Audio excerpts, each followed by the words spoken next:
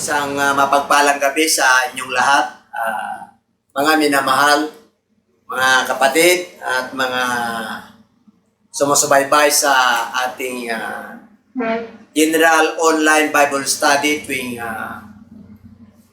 Biyernes po, alas 7 hanggang alas 8. At ang tatalakayin po natin sa gabing ito ay part 2 po ng tunay at totoong panalangin. True Prayer Part 2. At bago po tayo mag-upisa, yuko po natin ang ating mga ulo.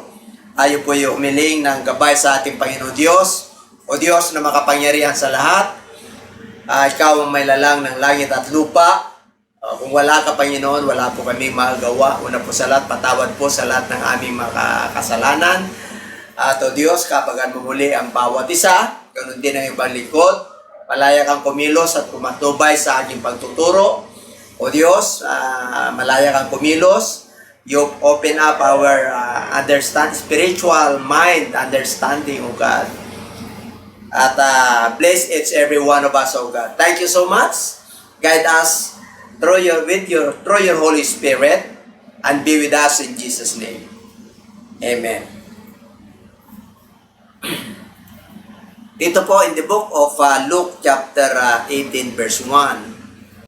Then he spoke a parable to them that men always ought to pray and not lose heart. Ito po yung talinhaga ng ating Panginoon na tinuruan po sila na dapat sila lagi manalangin at huwag manlupaypay o manghinawa. At yung tinalakay po natin yung part 1, there are hindrances or reason why our prayers are unanswered. At tinalakay po natin sa part 1 yan. Ngayon sa part 2 po, dito na po tayo, a prayer that is acceptable and pleasing to God. Ang nais ng Lord yung ating mga panalangin ay nakakaabot po at tutukunin po tayo at nalulugod ang Diyos. Pag tayo po ay tumatawag sa Kanya, tayo po ay may kahilingan sa Kanya. At ito yung tatalakayin po natin sa gabing ito. Okay, ang sabi po riyan in the book of Hebrew chapter 11 verse 6. Ito po yung una. Yung tinatawag na prayer with faith. Paano po tayo manalangin ng may pananampalataya? At sinabi po riyan na but without faith, it is impossible to please God.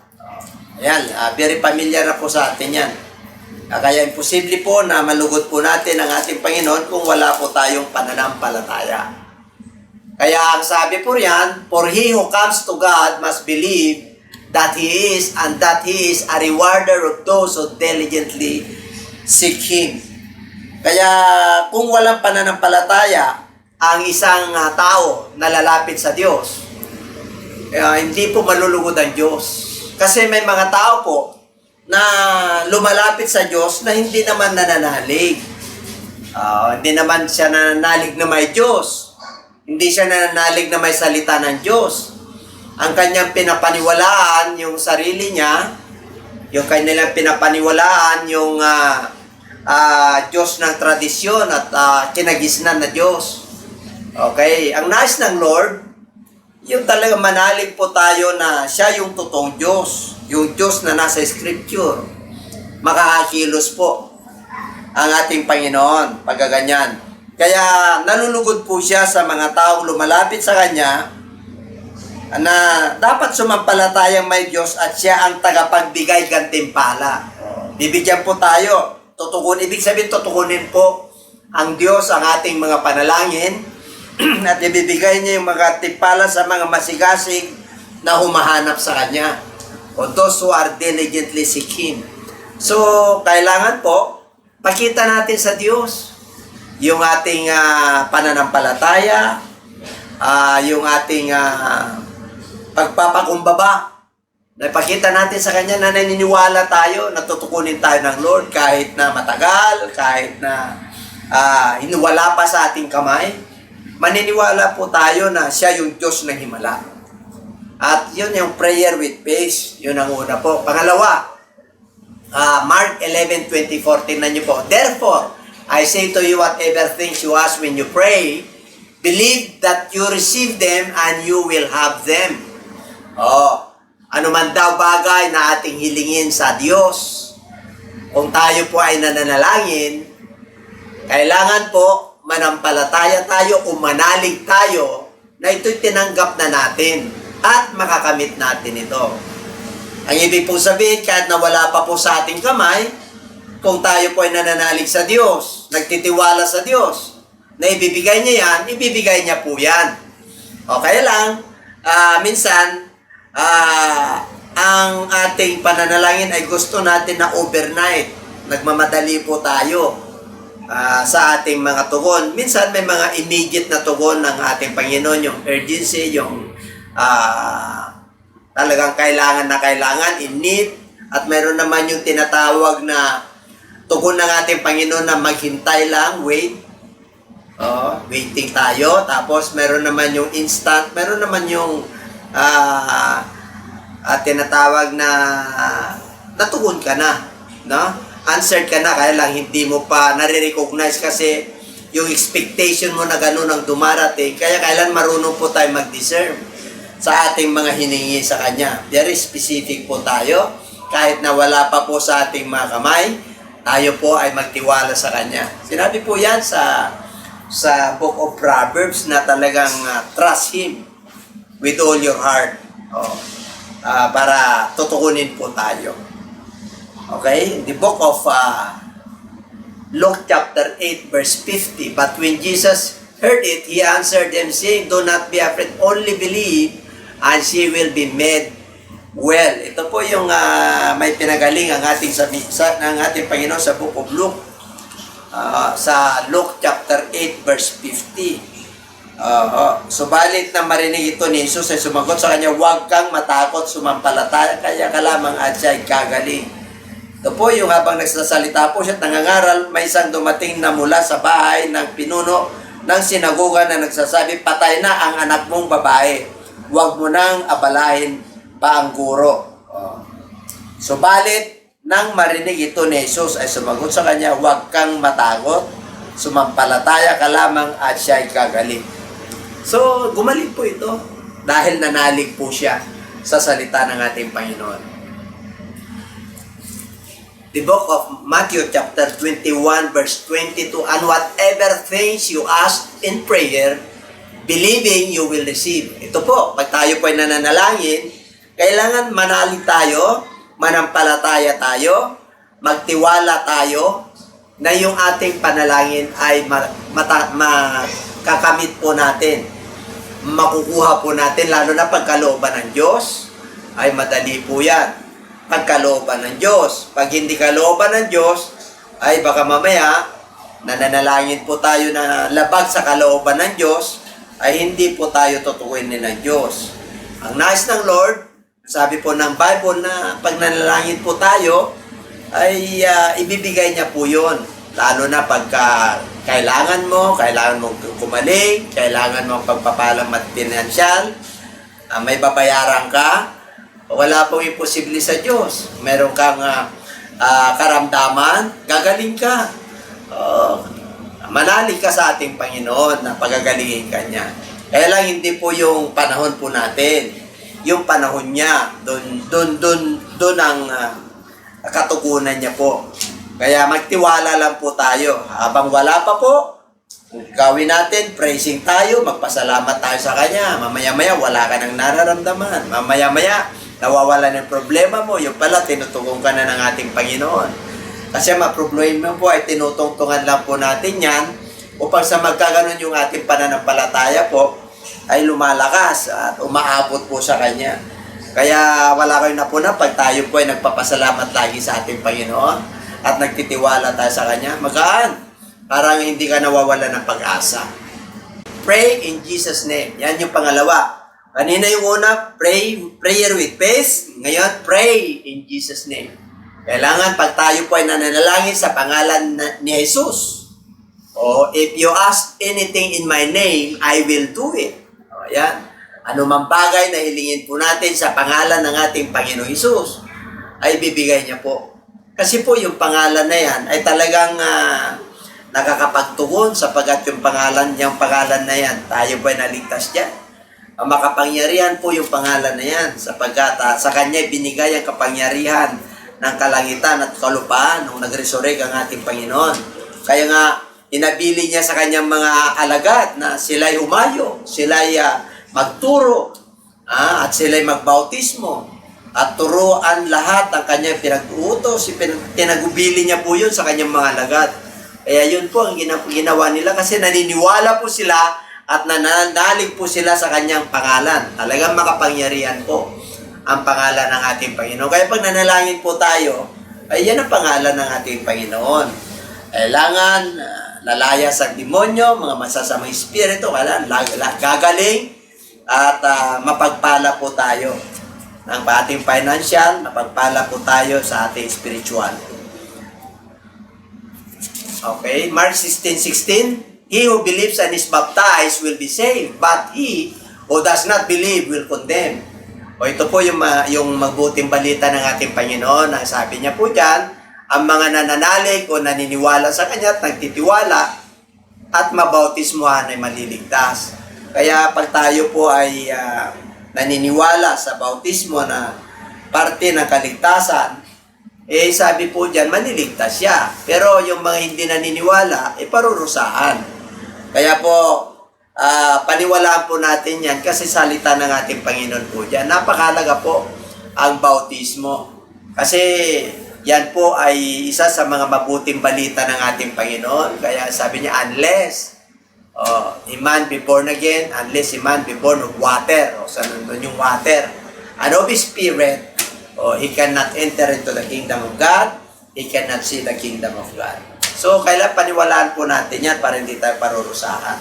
Kailangan pag nanampalataya tayo at mabautismuhan, ay sabi ng Lord dyan, ay di magpabautismo tayo para tayo po ay maligtas. Okay? Ang nagsabi po niya ng ating Panginoong Hesus.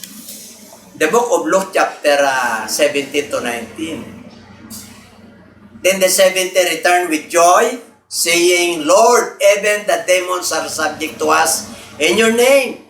And I said to them, I saw Satan fall like lightning from heaven. Behold, I give you the authority to trample on serpents and scorpions and over all the power of the enemy, and nothing shall be enemies hurt you. Okay po. Ito po yung ng ating Panginoon na inatasan niya po yung 17 na alagad at binigyan po sila ng kapangyarihan na magpalayas ng masasamang espiritu.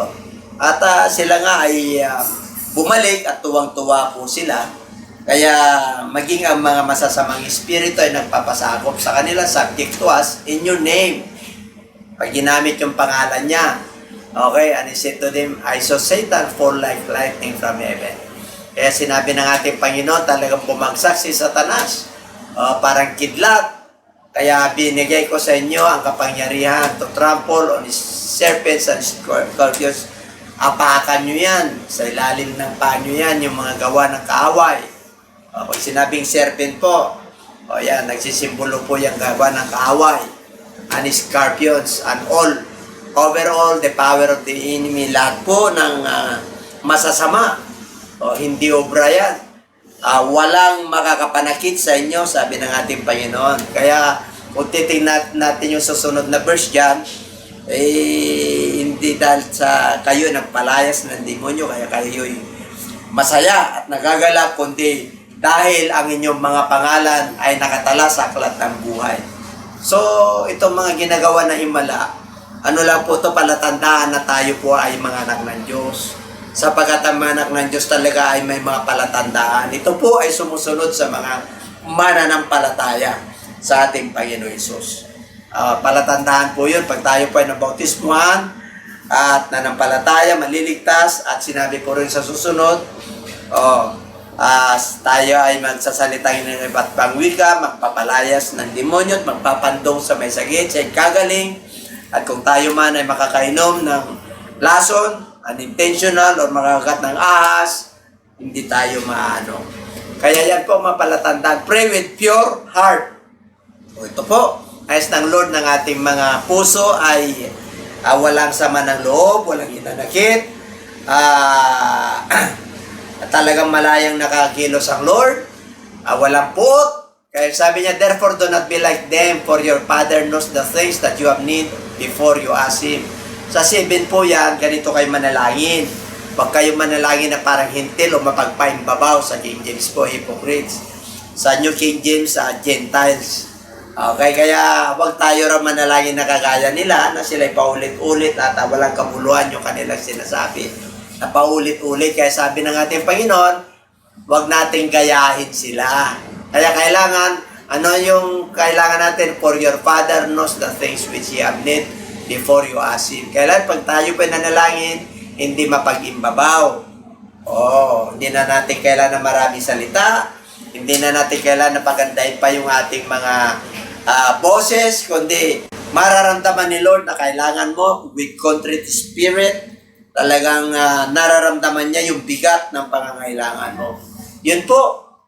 Kikilos ang ating Panginoon. Humingi ka ng habag, humingi tayo po ng habag sa ating Panginoon. Kung tayo man po ay nakakasala, humingi tayo ng patawad. At kung tayo man ay nakasala sa Kanya at nakasala sa ating kapwa, okay, kailangan humingi tayo ng madali tayo humingi ng tawad, pasensya. Yan po ay tanda ng pagpapakumbaba. Kaya nais ng Lord na pag tayo po ay nanalangin, nandun yung dalisay, nandun yung pusong dalisay. Number 4. In the book of Psalms 51 verse 17, ang sabi po ron, the sacrifices of God are a broken spirit and a broken and a contrite heart. This, O God, you will not despise. Sa wikang Tagalog po, ang mga ahin sa Diyos ay bagbag na diwa. Isang bagbag at nagsisising puso, O Diyos, ay hindi mo hahamakin. Pagka yung puso natin ay talaga naman lubos ang pagsisisi, pag sinabing genuine repentance, tatalikuran na po natin yan, huwag na natin balik-balikan at alam ng ating Panginoon dyan. Hindi raw tayo mapapahamak At nais ng Lord na pagpag yung ating diwa. Talagang nagsisisi po tayo ng lubusan sa ating mga ginawa na hindi maganda. At nais ng Lord na ganun po yung ating panalangin, the sacrifices of God at a broken spirit. Okay, ito po yung ahin sa Diyos ng may pagpag na diwa. Yung broken spirit talagang nakikita ng Lord na nagmamakaawa ka, lumuluha ka dahil sa matinding problema. Ay nako, Diyos ng punong-puno po yan ng kahabagan. Our God is a merciful God. Kaya salamat sa ating Panginoong Diyos sapagkat meron tayong mga ganitong mga aralin. Prayer without any doubt. Pag tayo po ay nanalangin, huwag tayong mag-alinlangan. Huwag tayong mag-alala. Nais ng Lord na pag tayo po ay nanalangin, talagang panampalatayanan po natin, tayuan po natin, at lugurin natin ang ating Panginoon. Kahit na wala pa po yung ating mga hinihingi sa Kanya. Yan ang nais niya. Kaya sabi niya, in the book of James, chapter 1, 6-8, but let him ask in faith. Kaya tingnan niya, pag tayo pinanalangin, faith ang requirements, with no doubting. Walang pag-alinlangan, for he who doubts is like a wave of the sea driven and tossed by the wind. For let not that man suppose that he will receive anything from the Lord. He is a double-minded man, unstable in all his ways. Kaya ayaw ng Lord na tayo po ay hindi matatag. Nais ng Lord na pag humingi tayo ay may pananampalataya, walang pagdududa, walang pag-aalinlangan, sapagkat ang nag-aalinlangan ay katulad ng alon ng dagat na hinihipan at ipinapadpad ng hangin. Ayan. Ayaw ng Lord na double-minded, sapagkat ang tao yon ay hindi dapat mag-akala na siya ay tatanggap ng anumang bagay mula sa Panginoon. Kaya huwag mo nang asahan pag may pagdududa ka. Huwag mo nang asahan na tatanggapin mo yung tugon ng Diyos. Kasi Diyos yun Alam niya yung ating puso, alam niya yung ating isip, alam niya yung ating ginagawa. Kaya wag na tayo magduda. Siya ay isang taong nagdadalawang isip. So ayaw ng Lord ng taong double-minded. Kasi ang taong nagdadalawang isip ay di matatag sa lahat ng kanyang mga lakad. Lahat ng kanyang gagawin, alanganin. Double-minded so, hindi po matatag ang kanyang desisyon, hindi po matatag yung kanyang panalangin. Laging pumapasok ang pagduruda. Tinawag kaya ako ng ating Panginoon ng worker? Yan. Totoo bang may Diyos? Bakit hindi niya ako tinutugon? Yan. Pagdududa po yan. Samantalang nandyan na sa harap mo, totoo kaya ito? Pagpapala kaya ng Diyos samantalang nandyan na, pinadala na sa iyo. Samantalang kailangan mo yun, nagdududa ka pa. Kaya magduda, lalo na Diyos po yan. Salita ng Diyos yan. Tapos, pinapatunayan pa niyan sa Banal na Espiritu. At sa mga maraming confirmation yan. Pagka-blessing ng ating Panginoon at ang pagpapala ng Diyos ay hindi sa pagpapahirapan ka. Hindi tayo tinawag ng Diyos para pahirapan. Tinawag tayo ng Diyos na pag-aaynin ang lahat ng ating buhay. Nais ng Lord na tayo po ay mabuhay ng nararapat at kasiyasiya at ganap. Life that is more abundantly. Talagang abundant ang gusto ng ating Panginoon. Yung good things, yung good deeds, ang resulta ng ating pamumuhay. Yan. Prayer without any doubt. Yan. Prayer with humbleness. Yan. Pag tayo po ay nananalangin, number 5, prayer with holiness. Prayer with holiness or humbleness. Tingnan po natin ang 2 Chronicles 7:14. If my people who are called by my name will humble themselves. Yan pagpapakumbaba. And pray. Yan. At mananalangin and seek my face. Pag sinabing seek my face, talagang hanapin mo yung kanyang presensya. Kailan maramdaman mo po siya. Kailan manampalataya ka. Na yan, tutukon sa'yo. Nandyan ang Diyos. Okay, nararamdaman mo po siya. And turn from their wicked ways. Yan. Yun yung holiness. Kailangan talikuran na po yung mga masasamang gawain. And then I will hear from heaven and will forgive their sins and heal their land. So dito po, pag sinabing, if my people are called by my name, ibig sabihin po, hindi ka nagdududa na yung Diyos na yung tinatawagan ay totoong Diyos. Kasi ito, if my people, bayan po niya ito na tumatawag sa kanyang pangalan. So may relationship. May relationship na, siyempre yung iba mataas, ang nais ng Lord, magpakababa. Kahit na pag may relation po tayo sa Lord, kaya magpakababa tayo, kilala natin ang ating Panginoon Diyos, yung Diyos na lumikha ng langit at lupa, yung Diyos na nasa Scripture, nasa Holy Bible, yung Banal na Espiritu ay nagko-confirm, pati yung gawa natin, mabubuting gawa, because our God is good all the time, kaya maganda yung bunga, dahil yung puno ay maputi. At ang sabi diyan, kailangan hanapin natin, manalangin tayo. Una, magpakumbaba. Pangalawa, manalangin. Pangatlo, and seek my face. Ibig sabihin, hanapin mo yung kanyang kalooban. Hanapin mo yung presensya niya. Purihin mo siya. I-worship mo siya. Consistent ang iyong paghanap sa kanya. And turn from their wicked ways. Baka ito po yung mga humaadlang sa ating mga panalangin. Maraming kahadlang ang panalangin. Kasalanan. Wicked ways, yung mga masasamang gawain. Unholy yun sa harapan ng ating Panginoon. Kaya may humahadlang. Those are the hindrances of our prayer. Kaya, pag tayo po ay tinalikuran natin yun, humingi tayo ng pagsisisi sa ating Diyos. Ang sabi niya, then, I will hear from heaven. Yan. Papakinggan tayo ng ating Panginoon. And will forgive their sins and heal their land.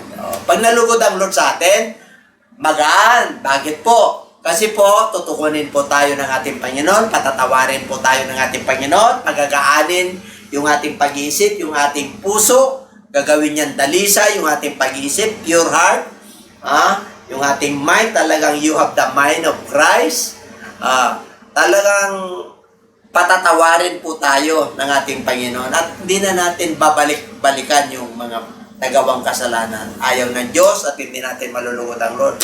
At ang pinakamatindi dito yung pinaka-resulta. Pag tayo po ay nag-humble, pag tayo po ay nagpakababa, tayo po ay nanalangin, inanap natin yung kalooban ng Diyos, yung presensya niya, at tinatalagkuran yung ating mga masasamang gawa, papakinggan niya tayo. Pag nakinig ang Lord, iba po yun. Pag nakinig ang Lord, kahit na nung bigat ang kasalanan mo, umaharang yan sa mga pagpapala mong material, yung business mo hindi lumalago, o yung pagkatao mo, yung spiritual mo hindi lumalago, maaaring hindi tayo tinutugon ng Lord. Kaya sabi niya, I will heal their land. Sabi ng ating Panginoon na tayo po yung ating mga kabuhayan ay i-heal niya. Ibig sabihin, papagpalain niya yung ating pulsa, yung ating kabuhayan, yung ating mga iniisip, i-bless ng Lord. Kasi po, tinatawad na po tayo ng ating Panginoon. Kaya dito po, and the tax collector standing apart of wood not so much as raise his eyes to heaven, but beat his breast, saying, God, be merciful to me, a sinner. I tell you this, man went down to his house justified rather than the other. For everyone who exalts himself will be humbled, and he who humbles himself will be exalted. Kaya nais ng Lord na talaga tayo po ay magpakababa. You want to maintain your status as